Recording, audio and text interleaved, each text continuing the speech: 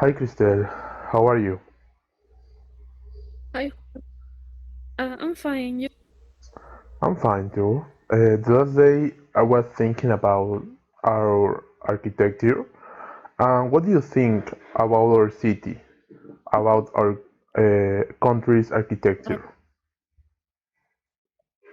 uh, well, Peruvian architecture it has many architectures like from Europe, like from the Spain, also for the Incan Empire. So we have like architectures here. Uh, for example, when the Spanish came here, they came with other European styles to influence of indigenous imaginary. So also with the Incas empowerment, also we have another construction, another architecture. What about you? What do you think about that? Yes, I think you're right. I think like you. I know our architecture is a mix of a lot of styles. Mhm. We use a lot of type of materials. I think the material we use most is maybe the concrete uh, and the bricks. Mhm. I think is the most common in these days. Um, Talking about the ancient architecture, uh, describe for me, please, one of them, one of them ancient civilization architecture, please. Mhm. Well, maybe will be Machu Picchu. Is like the lost Inca until someone discovered that. I mean, it's one of the most important archaeological sites in South America and Peru. Like everybody visit them. It's like an Inca architecture and was never discovered to from the Spain people, just from kind of a guy American there. And the architecture is just amazing because the position of every buildings or every houses there is is great. What do you think? Yes, yes, Machu Picchu I think is the most important uh, piece of architecture here in Peru. Is the most famous too. But also, I think you know maybe the Chan Chan civilization in Trujillo is very popular too.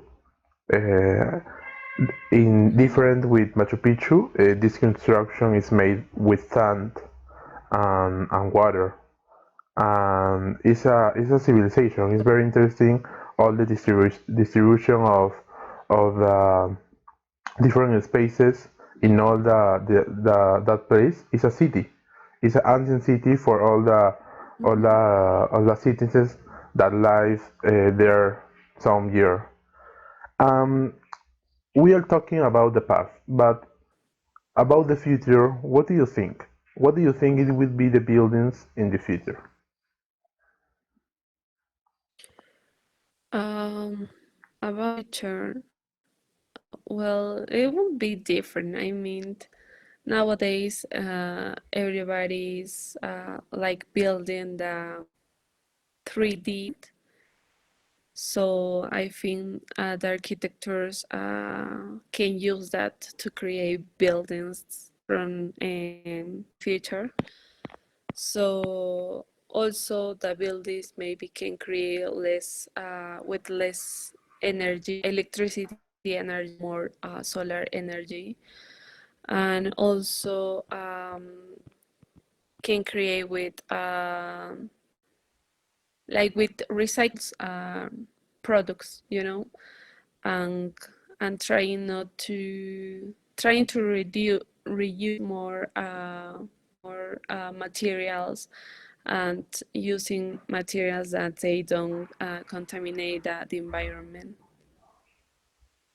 and maybe another time is not like now with cement or other things. Probably will be materials that I don't know because I don't know about materials, but I think that it will be that way.